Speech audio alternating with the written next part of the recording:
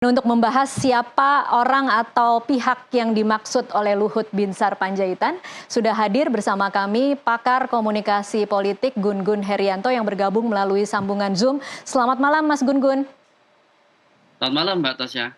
Iya, Mas Gun-Gun, saya mengutip dari pernyataan Jubir Luhut Jody Mahardi. Dia mengatakan istilah toksik ini untuk merujuk pada pihak-pihak yang cenderung menghambat kemajuan program kabinet karena tidak sejalan dengan visi dan arah yang telah ditetapkan. Kalau dari analisa Mas Gun-Gun, siapa yang dimaksud? Kalau bertanya soal siapa yang dimaksud, tentu kan terhubung ya dengan basis argumen yang disodorkan oleh Pak Luhut sendiri. Kalau kita bicara tadi ya, penjelasnya dari juru bicara Pak Luhut, basisnya adalah tidak sesuai dengan visi misi ya kan, dan bisa menghambat pelaksanaan atau implementasi ragam program yang tentu juga menjadi prioritas dari Prabowo Gibran periode ini dan ke depan. Nah, kalau identifikasi orang yang seperti ini banyak ya kan, contohnya misalnya yang jelas-jelas eksplisit ya, figur yang memang berbeda desain termasuk juga prioritas bahkan program.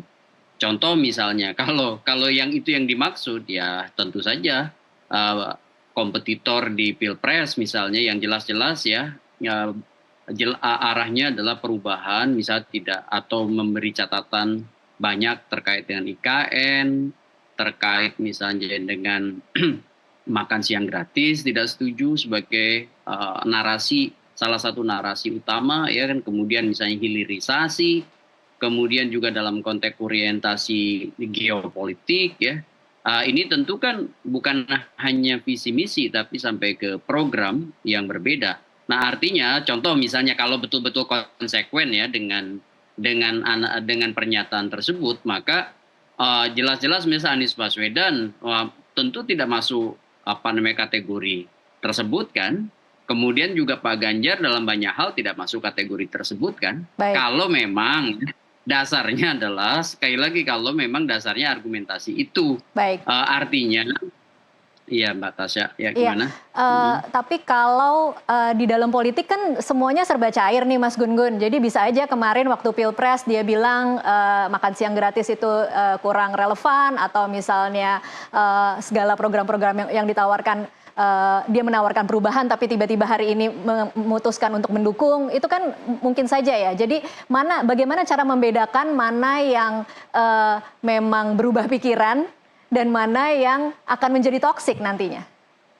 Makanya saya bilang tadi kita berada di dua aras nih. Pertama aras idealis, kemudian yang kedua adalah aras politik akomodatif ya, yaitu yang disebutkan praksis politik. Nah, mana yang akan jadi pilihan kalau memang basis argumen Pak Luhut itu adalah menyasar pada sisi idealis, yaitu soal kesamaan visi misi. Ya tentu saya udah sebut tadi, di antara kompetitor ya tentu banyak hal yang tidak sama. Nah, kemudian kalau di aras praksis politik, ya tentu yang Mbak Tasya tadi sampaikan, orang kemudian bisa berbeda antara pada saat rivalitas terjadi di panggung misalnya dramaturgi debat capres, itu dengan pada saat terjadinya politik akomodasi dalam konteks ini pembentukan pemerintahan. Lebih spesifik lagi ketika bicara power sharing kan, dulu juga misalnya Pak Prabowo berbeda dengan Pak Jokowi, tetapi kemudian kan pada saat masuk ke dalam pemerintahan berkomitmen untuk sama atau sejalan dengan apa yang dicanangkan oleh Pak Jokowi dalam program-program prioritas. Bahkan Pak Prabowo termasuk di antara sekian menteri yang sangat jarang sekali berbeda pandangan dengan Pak Jokowi. Bahkan kemudian di penghujung masa jabatan Pak Jokowi dengan tegas jelas memberi endorsement pada Pak Prabowo. Artinya kan terjadi pola hubungan yang saling menguatkan di antara mereka.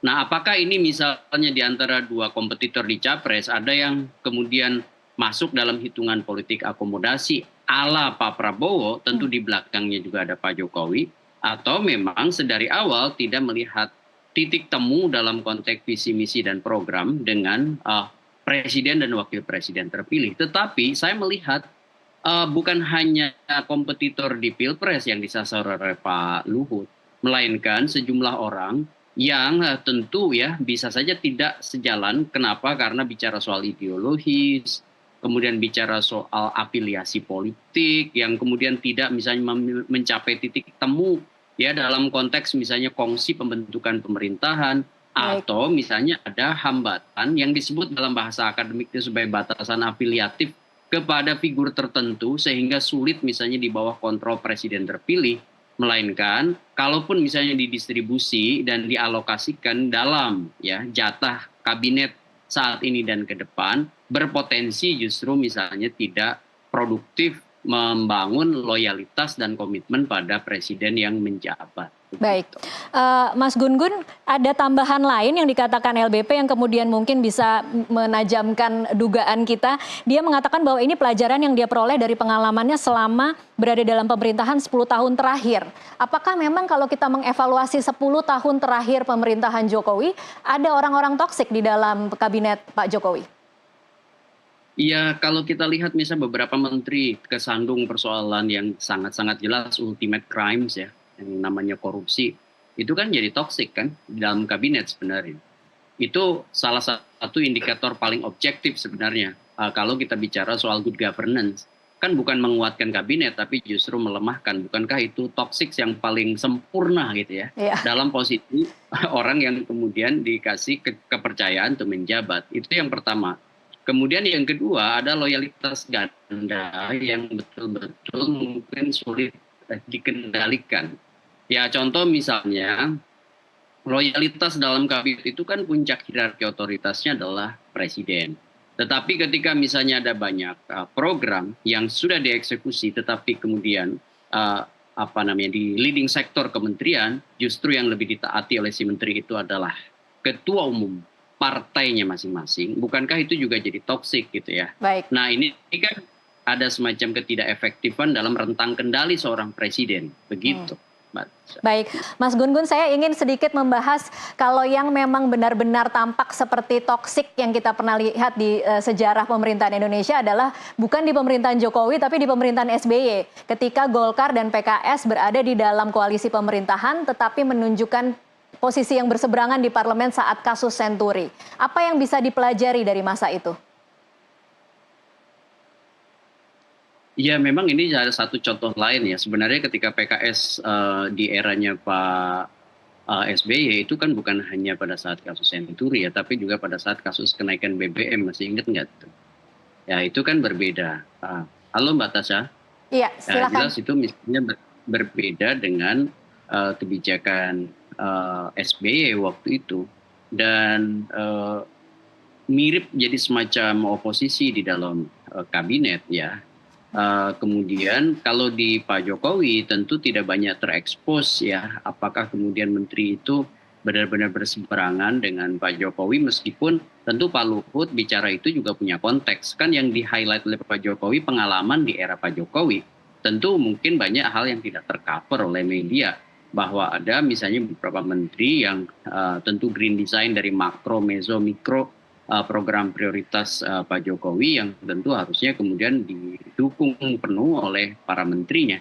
Nah hal seperti ini bisa jadi menjadi catatan tersendiri ya bagi Pak Luhut. Tetapi terlepas dari hal itu, bagi saya sih yang paling penting ini tentu kepentingannya untuk publik ya. Pemerintahan itu kan harus mengarah pada good governance. Nah ketika misalnya ada orang yang dipilih oleh presiden berdasarkan hak prerogatifnya, maka kan yang paling tahu dan paling berkepentingan dengan pilihan-pilihan tersebut tentu adalah presiden yang kemudian nanti akan menjabat. Kalau misalnya menteri baik itu dari kalangan politisi, profesional, ya profesional bisa profesional memang dunia industri atau profesional dari kampus misalnya sebagai akademisi, itu yang paling penting adalah tahu betul bahwa orientasi presiden Prabowo ke depan seperti apa dan di level meso dan mikronya untuk eksekusi seperti apa. Jadi toxic itu menurut saya early warning ya dari seorang Luhut yang memang mengawal Pak Jokowi di 2 periode. Baik. Hal yang paling urgent lagi di Mbak Tasya, toxic jangan hanya bagi presiden, tapi jangan sampai toxic itu juga jelas merugikan bagi publik dalam arti halayak luas. Kenapa? Karena presiden itu kan diberi mandat kuasanya oleh rakyat. Jangan sampai kemudian justru memilih orang yang bertentangan dengan kaidah, baik di level hukum, etika, terutama dalam konteks jabatan publiknya gitu. Jangan seperti yang kasus-kasus hukum yang sekarang ini, ada menteri yang justru memanfaatkan misalnya uang rakyat untuk kepentingan kulit permukaan yang sangat pribadi. Itu bukankah toksik bagi publik kan begitu. Iya, Mas Gun-Gun, bagaimana seharusnya, karena kadang-kadang kan toksik itu tidak terlihat di depan ya, terlihat nanti mungkin di tengah-tengah atau menjelang ke belakang begitu. Bagaimana seharusnya seorang presiden menanggapi atau bertindak bila ada orang-orang atau pihak-pihak toksik yang masih berada di dalam kabinetnya? Haruskah dia langsung memotong atau tetap dipelihara dengan strategi tertentu? Menurut saya sih kalau misalnya memang ada beberapa indikator berdasarkan KPI ya, presiden kan pasti punya men-screening orang ya, baik itu dari profil individu, profesional individunya, maupun tentu juga dengan afiliasi politiknya. Saya yakin di kantongnya Pak Prabowo itu udah banyak sekali data ya, FCR namanya, Finding Conclusion Recommendation. Jadi itu saya sangat yakin. Nah sekarang masalahnya adalah apakah terjebak pada pragmatisme politik akomodasi atau bisa melampaui ya pragmatisme itu dengan kemampuan memilih orang-orang yang memang punya kemampuan dalam konteks posisi-posisi kementerian yang akan dipimpinnya.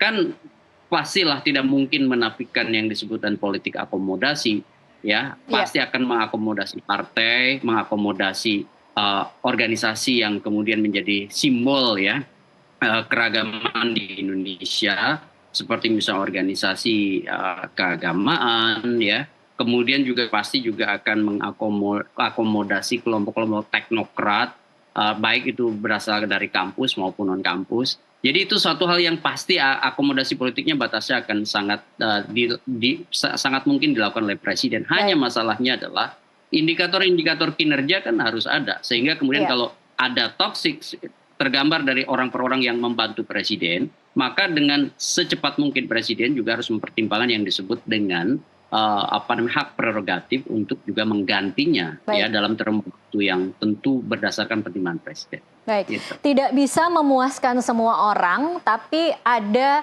perdebatan yang di satu sisi Pak Prabowo ingin merangkul semua, tapi di sisi lain juga tidak mau terlalu terlihat bagi-bagi jatah. Bagaimana strategi yang paling tepat untuk Prabowo Subianto saat ini ketika menyusun kabinet, Mas Gun-Gun? Strateginya biasanya ada 3 ya. Pertama, mengakomodir orang yang didorong oleh partai tetapi punya portofolio bagus. Ya, kemudian yang kedua mengakomodir kelompok profesional non partai meskipun bisa saja punya proksi ya dari partai politik, tetapi kemudian jauh lebih kental nuansa profesionalnya, gitu ya. Kemudian yang ketiga tentu biasanya mengambil ya orang-orang dari yang mungkin sekarang terafiliasi dan pemerintahan Pak Jokowi yang punya mungkin keberlanjutan kan ya, karena ini posisinya adalah keberlanjutan, mungkin bisa mengakomodir orang-orang yang pengalaman di periode ini untuk kemudian di hal-hal yang sangat strategis dan membutuhkan keberlanjutan tanpa harus dimulai dari nol. Kira-kira begitu, saya melihat akan ada 3 klaster ini potensinya. Gitu. Cukup banyak rambu-rambunya, tapi kalau Mas Gun-Gun lebih pro 34 atau dikembangkan lebih besar lagi jumlah menteri-menterinya? Kementerian ini menurut saya sudah cukup sih ya, dengan plus minus yang ada itu juga kita kan ada aturan juga ya di undang-undang soal jumlah kementerian. Jadi menurut saya sih bukan soal berapa tambahannya, tapi seberapa efektifkah ya kan pos-pos kementerian dengan penamaannya dan substansi yang ingin dicapai oleh presiden. Jadi kalau misalnya mengembangkan yang ada dengan penguatan kualitas dan kapasitas, why not kan dipertahankan. Ini bukan soal penamaan baru atau penambahan dan pengurangan, tapi soal apa yang kemudian menjadi prioritas presiden untuk menyongsong Indonesia Emas itu begitu. Baik.